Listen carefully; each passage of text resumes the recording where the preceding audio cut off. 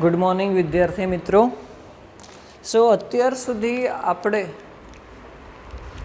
રુથરફોર્ડનો પરમાણુ નમૂનો એ પહેલાં પણ થોમ્સનનો પરમાણુ નમૂનો, ત્યારબાદ રુથરફોર્ડનો પરમાણુ નમૂનો આવ્યો, ત્યારબાદ બોહરનો પરમાણુ નમૂનો આવ્યો કે જેની અંદર કંઈક ના કંઈક ખામી રહેતી હતી. પરમાણુને સમજવા માટે, પરમાણુનું બંધારણ બતાવવા માટેના એના મુદ્દાઓમાં કંઈક ના કંઈક ખામી રહેતી હતી અને એ ખામી મેક્સ પ્લાન્ક નામના વૈજ્ઞાનિકે, આઇન્સ્ટાઈને બરાબર એ ખામીઓને દૂર કરી.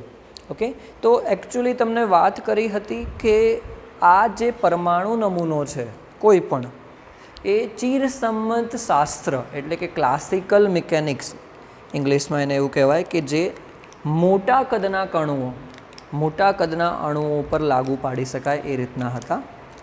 હવે જે આપણે નવું એક રસાયણ વિજ્ઞાન અને ભૌતિક વિજ્ઞાન બંનેની શાખા છે એકચ્યુઅલી આ, બરાબર, જેને આપણે ક્વોન્ટમ શાસ્ત્ર કહીશું, જે મેક્સ પ્લાન્કના ક્વોન્ટમ સિદ્ધાંત, બીજો આઇન્સ્ટાઈને જે ફોટો ઇલેક્ટ્રિક અસર બતાવી હતી એ પણ શું હતું, તો એ હતું ક્વોન્ટમ શાસ્ત્ર આધારિત. બરાબર, તો આપણે એના આધારે એવું નક્કી કર્યું હતું કે પ્રકાશ છે એ દ્વૈત પ્રકૃતિ ધરાવે છે. બરાબર, આપણે અહીંયા પહેલાં તો જે આપણો ટોપિક છે એ જોઈ લઈએ કે દ બ્રોગલીનો સિદ્ધાંત.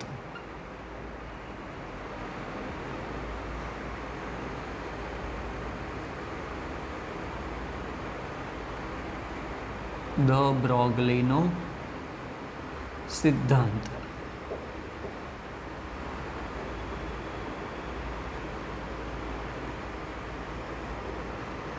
તો દ બ્રોગલીએ કંઈક અલગ જ વિચાર્યું કે જો પ્રકાશ છે એ મેક્સ પ્લાન્કના સિદ્ધાંત અનુસાર, આઇન્સ્ટાઈનના સિદ્ધાંત અનુસાર, એ જો કણ અને તરંગ, એ તરંગ છે એકચ્યુઅલી, આપણે પ્રકાશને શું કરતા હતા, આની તરંગ પ્રકૃતિ લેતા હતા. તો એ જો કણ સ્વરૂપે પણ હોય તો પછી ઇલેક્ટ્રોન અથવા તો કોઈ પણ કણ છે એ પણ તરંગ સ્વરૂપ ધરાવતો હોવું જોઈએ, થવું જ જોઈએ કે પ્રકાશ છે એ તરંગ સ્વરૂપ છે. પણ મેક્સ પ્લાન્કના સિદ્ધાંત અનુસાર, ફોટો ઇલેક્ટ્રિક અસર અનુસાર એને આપણે શું કર્યું, કણ પ્રકૃતિ પણ એને સાબિત કરી કે દ્વૈત પ્રકૃતિ ધરાવે છે પ્રકાશ. એ જ રીતે કણ પણ દ્વૈત પ્રકૃતિ ધરાવવો જોઈએ એવું દ બ્રોગલી નામના વૈજ્ઞાનિકે સજેશન આપ્યું અને એના આધારે પોતાનો સિદ્ધાંત આપ્યો. બરાબર, તો સૌપ્રથમ તો જોઈએ કે દ બ્રોગલીએ કીધું શું, કે દ બ્રોગલીએ એવું કીધું કે પ્રકાશ દ્વૈત પ્રકૃતિ ધરાવે છે.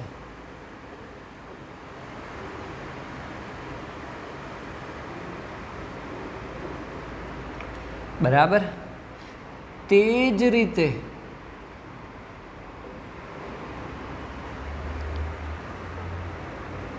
કોઈ પણ કણ પણ દ્વૈત પ્રકૃતિ ધરાવે. તો કણ સ્વરૂપે એણે ઇલેક્ટ્રોન લીધો હતો. બરાબર, કણ સ્વરૂપે એણે શું કર્યું હતું, તો ઇલેક્ટ્રોન લીધો હતો. તો કોઈ પણ કણ સ્વરૂપ, જેમ કે એણે એવું કીધું કે ફોટોન છે એ પ્રકાશનું કણ સ્વરૂપ છે. બરાબર, એણે એવું કીધું કે જેમ ફોટોન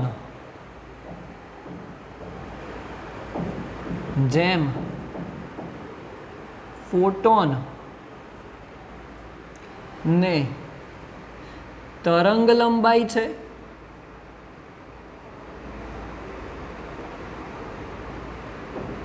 અને તે કણ સ્વરૂપે પણ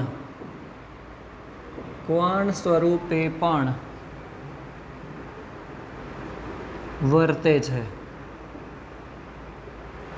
તે જ રીતે તે જ રીતે ઇલેક્ટ્રોન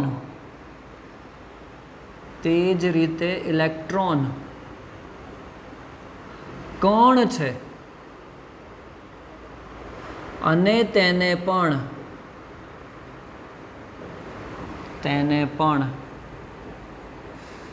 તરંગ લંબાઈ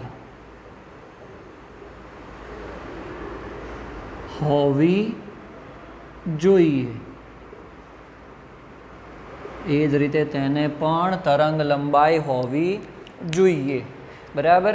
એવું દ બ્રોગલીએ કીધું. દ બ્રોગલીએ આ બધું થિયોરેટિકલ સાબિત કર્યું હતું, પ્રેક્ટિકલી એ સાબિત કરી શક્યો નહોતો, પરંતુ થિયોરેટિકલ પણ જે વસ્તુ એને સાબિત કરી એ સાચી હતી. બરાબર.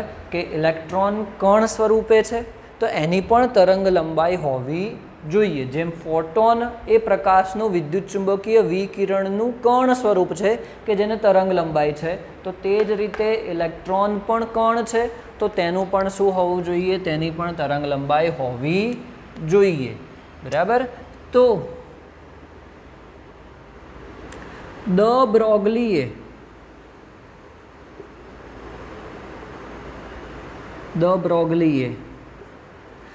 કણ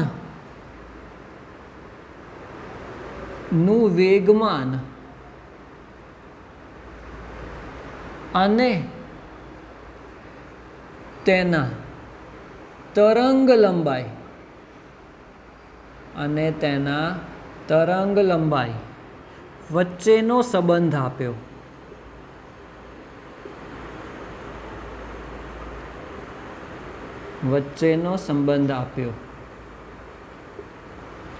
તો એણે એવું કીધું કે કોઈ પણ કણની તરંગ લંબાઈ લઈએ આપણે,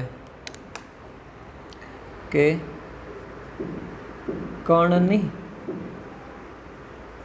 તરંગ લંબાઈ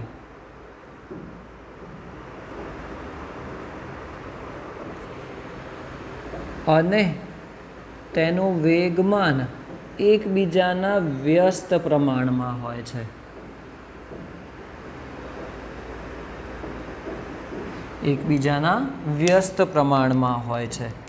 એટલે કે આપણે લખવું હોય તરંગ લંબાઈ એટલે કે લેમ્બડા ચલે છે, શું થઈ જશે? વ્યસ્ત પ્રમાણમાં 1 વેગમાન, એટલે એનો સિમ્બોલ છે P. ઓકે.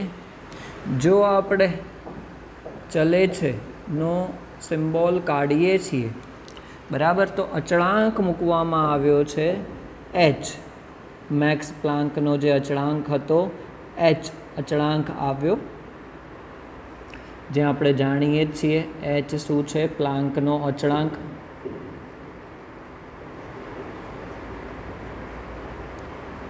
એની કિંમત પણ આપણે જાણીએ છીએ.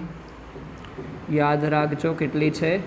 6.626 ગુણ્યા 10⁻34 જૂલ ઇન્ટુ સેકન્ડ. ઓકે. તો આ ફોર્મ્યુલા આપ્યો કોણે? દ બ્રોગલીએ. લેમ્બડા બરાબર H/P. હવે આપણે જાણીએ છીએ કે વેગમાન એટલે શું થાય? કોઈ પણ કણ હોય એના દળ અને વેગનો ગુણાકાર છે. બરાબર. તો આપણે એવું લખી શકીએ કે P બરાબર m અને વેગ એટલે v. આ જે કિંમત છે, આ કિંમતને આપણે અહીંયા મૂકીએ તો બીજો ફોર્મ્યુલા આપણો શું થઈ જશે? લેમ્બડા બરાબર H/mv. લેમ્બડા બરાબર H/mv. આપણો બીજો ફોર્મ્યુલા આવ્યો. m એટલે કણનું દળ અને v એટલે એનો વેગ. બરાબર. તો એક આપણે એક્ઝામ્પલ ગણીએ ઇલેક્ટ્રોન માટે જ. દાખલા તરીકે આપણે એવું માનીએ કે 10⁶ મીટર પ્રતિ સેકન્ડ વેગથી ગતિ કરતા ઇલેક્ટ્રોન ની તરંગ લંબાઈ શોધો.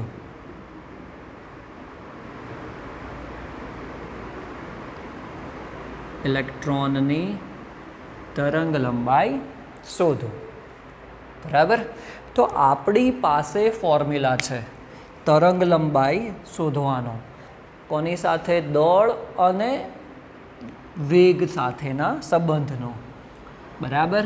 તો સૌથી પહેલાં તો આપણે અહીંયા જે આપેલી છે વસ્તુ એ લખીએ કે ઇલેક્ટ્રોન નો વેગ એટલે કે v તમને આપેલો છે. કેટલો આપેલો છે? 10⁶ મીટર પ્રતિ સેકન્ડ. હવે આપણે પહેલાં ફોર્મ્યુલા લખીએ કે આપણો ફોર્મ્યુલા કયો છે? લેમ્ડા બરાબર h/mv છે. ઓકે. એનો મતલબ એ થયો કે આપણી પાસે v છે, h અચળાંક છે, અને ઇલેક્ટ્રોનનું દળ પણ આપણને ખબર છે કે hની કિંમત ફરીથી અહીંયા હું લખું છું શું છે? 6.626 ગુણ્યા 10⁻34 જૂલ ઇન્ટુ સેકન્ડ. ચલો એ જ રીતે ઇલેક્ટ્રોનનું દળ કેટલું થઈ જશે? 9.11 ગુણ્યા 10⁻31 કિલોગ્રામ. બરાબર. યાદ કરો, તમને આ વસ્તુ યાદ રાખવાની કીધી હતી કે દળ તમારે યાદ રાખવાના થશે ઇલેક્ટ્રોનનું, પ્રોટોનનું, ન્યુટ્રોનનું, કેમ કે ગમે ત્યારે આવા ફોર્મ્યુલામાં એની કિંમતો મૂકવાની થાય કે તમને ક્વેશ્ચનમાં આપેલા નહીં હોય. ચલો કિંમત મૂકીએ. સિમ્પલ છે. લેમ્ડા બરાબર 6.626 ગુણ્યા 10⁻34 ભાગ્યા ઇલેક્ટ્રોનનું દળ 9.11 ગુણ્યા 10⁻31 ગુણ્યા એનો વેગ 10⁻6.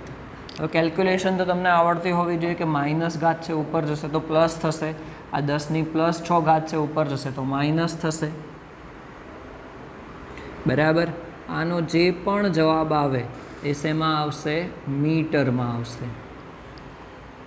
બરાબર.